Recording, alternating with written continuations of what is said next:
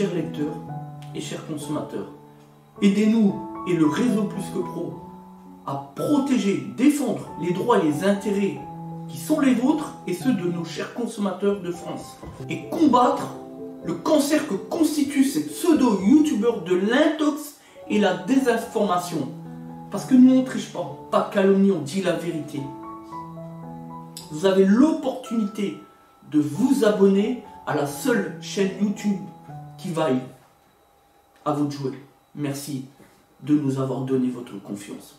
Des Autotransact Talange, réseau Plus que Pro pour la défense du consommateur. Merci de nous faire confiance et de nous suivre. Aujourd'hui, on vous présente donc une très belle 306 1,9 litre turbo diesel. Alors ça, faut savoir que c'est toute ma jeunesse. Hein. Je me rappelle encore mes glorieuses années chez le concessionnaire Peugeot à Metz-Nord. Voilà, vraiment, là on a un super véhicule 306 turbo diesel, c'est vraiment extraordinaire comme véhicule. Il y a quelques temps, la dame était venue donc pour faire les bougies de préchauffage, puisqu'elle avait un problème de démarrage à froid le matin. Problème résolu évidemment. La question ne se pose pas quand les gens viennent chez nous, et plus spécifiquement chez Plus que Pro, on est d'accord. Voilà. Voilà, donc là, vraiment, véhicule extraordinaire, hein. Ça me rappelle, côté nostalgique, ça me rappelle mes années, il y a 20 ans en arrière chez Peugeot. Et donc, aujourd'hui, on va simplement lui faire l'entretien courant, c'est-à-dire on va lui remplacer les plaquettes de frein avant. Voilà, tout simplement, rien d'extraordinaire. Donc, on va vous montrer un peu, mettre en route le véhicule. Alors là, on est sur un modèle XT, à l'époque c'était le modèle haut de gamme, hein, avec la clim, voilà, avec le petit bouton, etc. Même si là, il a eu un petit souci. Et voilà. Donc là, on préchauffe. Alors le petit bruit là, c'est en fait c'est le motoréducteur de clim, hein, les petits volets. Voilà. Préchauffé, tac. Donc c'est un véhicule qui a pas beaucoup de kilomètres, hein, 100 000, ça c'est bien. Donc là on a le volant qui est en mauvais état, bon, ça c'est la vétusté avec le temps. Voilà, véhicule qui démarre au quart de tour, magnifique. Voilà, ça c'est toute ma jeunesse. Ça fait du bien de temps en temps de retrouver des véhicules comme ça. 306 diesel turbo, là c'est un modèle, donc il y a eu 94, 96, là avec la nouvelle console, en tout cas qui était améliorée. Donc là on est sur un véhicule de 1998. Je vais vous dire pourquoi c'est un véhicule de 98, vous allez voir. Tout simple. Bon, après il faut être connaisseur Peugeot comme nous. C'est les feux là striés en fait. Donc là on est sur les nouveaux feux, parce qu'avant on avait les feux qui étaient plus carrés. Là on est sur les nouveaux feux, mais en même temps on n'est pas sur les nouveaux feux à glaceless qui étaient à partir de 99-2000. C'est pour ça qu'on sait que lorsqu'on a les 306 presque, allez, recyclés, oui, avec juste la glace non pas lisse mais striée, avec les nouveaux feux qui plongent un peu, c'était les 306 pardon, uniquement sur l'année 1998. Nous on le sait, on a l'habitude, enfin on le sait par cœur, voilà. Donc, puis il y a le petit point de détail aussi à l'arrière, ouais, pour ceux qui veulent savoir. À l'arrière, ici, on a déjà les nouveaux feux également. Voilà, rouge et gris. Alors qu'avant, on avait les feux plus droits comme ça, au lieu qu'ils plongent comme ça, vous voyez. Et surtout, autour, on avait un plastique noir de 4-5 mm qui contournait en plastique, en matière plastique. Voilà, enfin bref, ça fait partie des points de détail. Après, il y a une amélioration, on est d'accord, sur les garnitures intérieures des portes. Voilà, ça il y a eu une amélioration là-dessus, on l'a dit sur le tableau de bord ici. Aussi ici, la planche de bord de manière générale, ce qui est normal, hein, il y a des choses qui ont été améliorées. Voilà, après là, bon là, on sait, ça c'est les housses de la cliente. Hein. Bon, mais on pourrait voir les sièges qui sont de très belles factures. Voilà, vous avez là l'option pour les vitres électriques à arrière qui n'était pas d'origine à cette époque-là. Mais là, comme on est sur le modèle XT, le modèle haut de gamme, donc effectivement, on avait cette option-là d'origine. Sinon, vous avez déjà la clim, voilà, il n'y a pas l'ABR, la direction assistée, les vitres électriques, etc. Voilà. Mais voilà, ça fait partie de mes très bons souvenirs de l'époque. Hein. Ça me donne un peu de nostalgie parce que là-dessus on se souvient, souvent on changeait les Carlosta là, les petites fuites ici, ou pour faire les poids de distribution avec les vis de 16 ici, les deux vis de 13, etc. Les petites vis de 11 et de 10 ici sur les cages d'istrie. Et ça c'était vraiment de la mécanique qui se travaillait très facilement. Et voilà, vraiment très bon souvenir. Radiateur pareil, pour changer un radiateur c'était aisé. Vraiment c'est de la mécanique qui était simple. Voilà. Et c'est la différence justement avec les Renault. Parce que vous allez chez Renault, chez Renault vous êtes emmerdé pour quoi que ce soit. Peu importe le véhicule, vous êtes toujours emmerdé. En gros, que ce soit sur des problèmes de corrosion ou que ce soit sur des problèmes d'aisance au niveau de la mécanique. On le sait, les Renault sont réputés, surtout les moteurs d'essai, pour ne pas avoir suffisamment de place, etc., etc. Voilà. En tout cas, moi, quand je vois un véhicule comme ça me rend nostalgique et vraiment, ça me poserait absolument aucun problème d'en acheter un demain parce que je sais que c'est extrêmement fiable et en tout point. À partir du moment où on fait l'entretien, la distribution, la vidange régulièrement, on va dire tous les 5000 km, la batterie parce que c'est important aussi, tout ce qui est frein, contrôle des jeux, les amortisseurs, etc. C'est un véhicule qui peut durer des années et des années. Pourquoi? Parce que le moteur est purement et simplement increvable. Et j'en veux pour preuve que le bas moteur du modèle là, les modèles qui ont fait la réputation Peugeot, les modèles XUD, eh bien sont aujourd'hui posés sur les premiers 2 litres HDI, donc 90 et 110 chevaux. Rappelez-vous les Xara HDI, les 307 HDI entre 2000, au début des années 2000, 2002, 2003, 2004. Et puis aujourd'hui encore, vous les retrouvez dans les 150 et les 163 chevaux sur les 2 litres HDI PSA qui équipent par exemple la 508, la 5008, etc., etc. Voilà. Donc vous voyez, on est vraiment sur une base qui a fait toutes ses preuves et qui a reçu toutes ses lettres de noblesse. C'est ça la puissance du groupe PSA, des véhicules Peugeot. Voilà. Et d'une manière plus élargie Peugeot Citroën. Voilà.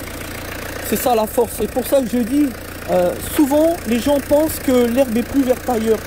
Pourquoi acheter une BMW, une Audi ou une Mercedes quand on n'a pas les moyens de l'entretien, alors qu'on peut trouver son bonheur sur un simple véhicule comme ça, qui paye peut-être pas de mine, mais au moins on retrouve le confort du groupe Peugeot. On retrouve un véhicule fiable qui coûte très peu en entretien, qui tombe très peu en panne et qui est surtout sur le long terme très fiable tout simplement. Voilà, moi je dis merci Peugeot et je dis franchement bravo. Surtout que vous le savez peut-être pas encore, mais on vient d'acquérir la fameuse PSE. Voilà, et on en fera un document vidéo bientôt. Vous allez voir, on va faire le tour du propriétaire et ça va être un beau moment, notamment après avoir fait réception des nouvelles 208 pour nos clients comme véhicule de courtoisie. Donc on va remplacer les plaquettes de frein sur l'extraordinaire 306 turbo diesel modèle XT, c'est-à-dire la finition haut de gamme à l'époque. Voilà, donc voilà les fameux étriers ATE. Voilà, donc vous avez le petit ressort. Un coup de tournevis, on saute, et après pour le remettre, il faut un peu batailler comme ça, clac. Enfin nous, avec l'expérience, on avait l'habitude.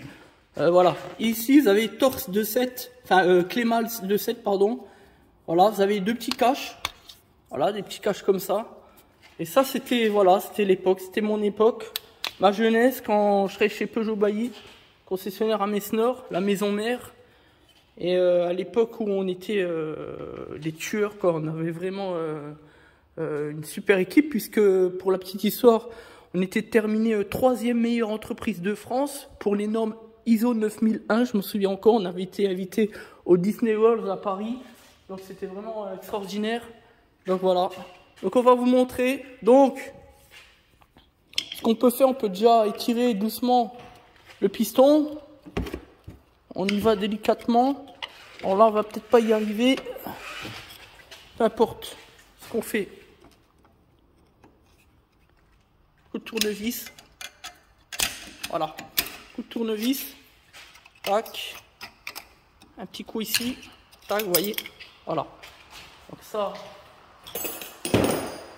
c'est fait. Ensuite, cliquez. Cliquez. On tirage. Je sais plus si c'était du 6 ou du 7 à l'époque là. Ouais, c'est du 7, ok. Cliquez. Mal de 7. Tac. Et on a les deux vis à desserrer. Il n'y a rien d'extraordinaire, c'est rapide.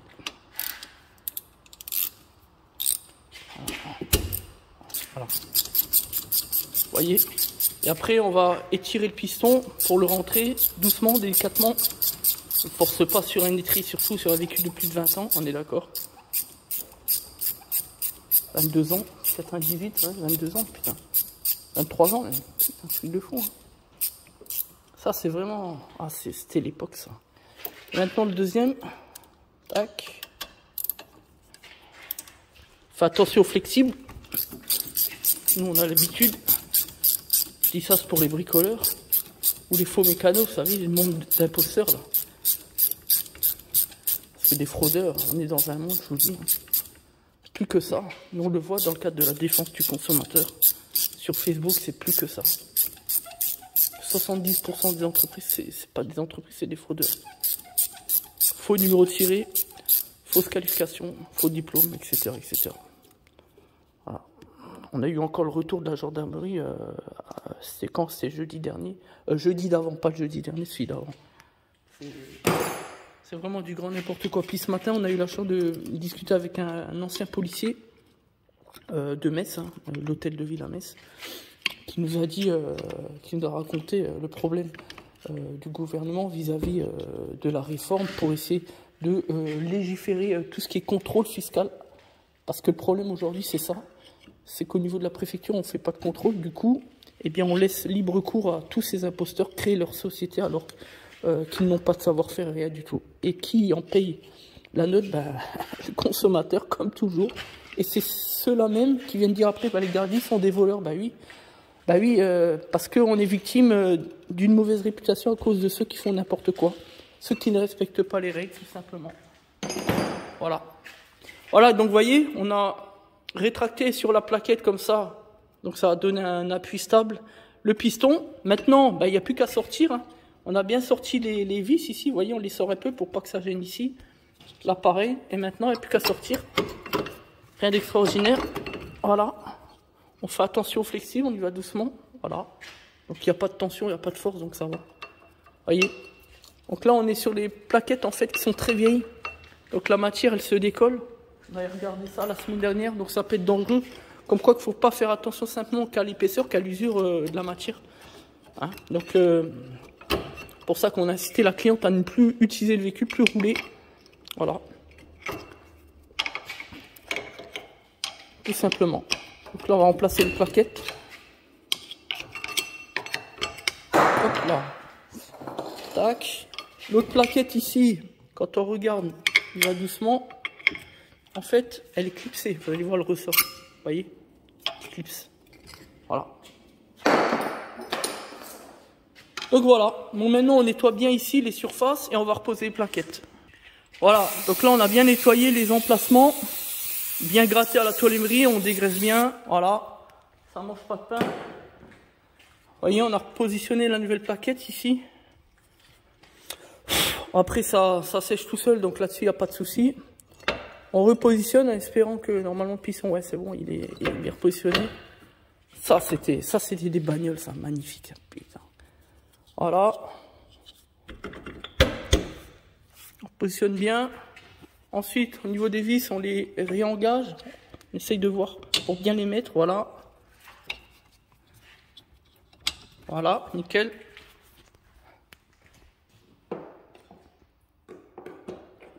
Pour le reste, cliquez sens inverse, tac, et on resserre. Et ensuite, à la fin, on mettra donc le crochet. Le crochet, je ne sais pas si on va pouvoir réussir à vous le montrer puisque je vais avoir besoin des deux mains. Tac, on serre bien. Ni trop peu, ni trop fort. C'est comme le Saint-Albré. Ça fait sourire, mais...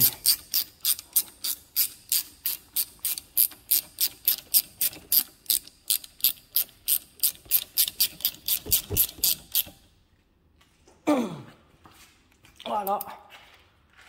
C'est bon. On remet les petits caches.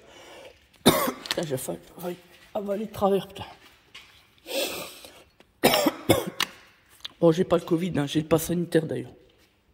C'est juste que là, je viens d'avaler de travers. Voilà. Donc, une fois qu'on a remis les petits caches, tout est en place, on contrôle. Voilà. Avant toute chose, on avait contrôlé la plaquette. Voilà, c'est pas grippé. On a mis d'ailleurs un peu de pointe dégrippant au bout, dans les bords. Voilà. Et maintenant, vous avez donc la tôle. Vous avez deux points là. Un point là et un point là. Le premier, comme ça, on le met dans le trou. Et après, on va aller chercher à mettre le deuxième. Donc ça passe en dessous. Vous voyez ça, ici, tac. Voilà.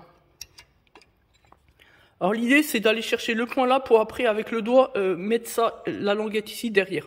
Sauf que là, tout seul, avec le téléphone, ça va pas le faire. Je serai-t-on jamais un coup de génie. Je vais peut-être réussir comme ça. Putain de délire. Oh, j'y étais presque. Et non, non, non, non. Deuxième tentative.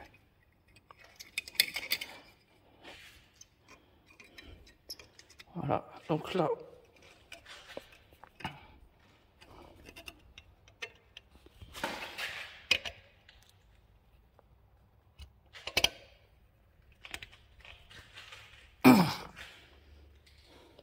Putain, j'y suis presque. Voilà. Oh, magnifique. Magnifique. Pour être sûr qu'il est bien en place. Putain, j'y suis arrivé tout seul. En place, un coup de marteau pour bien mettre les crocs dedans. Voyez. Tape comme ça à plat. Ici. Être sûr qu'il est bien dedans. Bah oui. Et là, vous voyez, là, il n'est pas bien. Il faut qu'il soit en dessous, comme ici. Voyez. Donc là, on fait ça. Ou un coup de tournevis, voilà. Voilà. Et là, du coup, on tapote. Et on tapote là. Pour être sûr qu'il est bien dedans. Une fois qu'il est bien dedans, on va faire en sorte de le ressortir en tapotant ici pour qu'ici, ce soit à plat sur l'étrier. Ici, la partie ici, pas là, mais ici. À plat, comme ça. Comme ça. Et là, on sait que c'est bien en place, que c'est nickel, tout simplement. Voilà. Donc là, c'est terminé. On voyait, changer un jeu de plaquettes de frein, c'est pas extraordinaire. Il suffit juste d'être précis, d'être intelligent, d'être attentionné à ce qu'on fait, tout simplement. Voilà. C'est même faisable pour le premier bricoleur venu. Lorsque je dis que c'est pas bon de le faire lorsqu'on est bricoleur, enfin quand on n'est pas un professionnel de l'automobile, si jamais on ne fait pas attention à ce qu'on fait, ça peut tourner au drame. On est quand même sur des éléments de sécurité, donc faut faire attention quand même malgré tout. C'est ça. En gros, si on n'a pas confiance en soi, si on n'est pas sûr de soi, on touche pas. On touche pas. On préfère aller voir un garagiste, des plaquettes de frein. De toute façon, ça va pas chercher bien loin, c'est pas très cher. Même le garagiste le plus salopard, le plus voleur, franchement, voilà, ça reste un jeu de plaquettes de frein. Le barème constructeur, on est sur une valeur de 0,80, donc moins d'1 heure de main d'œuvre. Donc, vous voyez, dans l'absolu, ça va pas chercher non plus loin, tout simplement. Voilà. Donc, merci à tous. C'était donc des Autotransact Talange, réseau plus que pro. On va maintenant réaliser le deuxième côté. On va faire le deuxième côté. Voilà. Pour la défense du consommateur. Merci et à bientôt.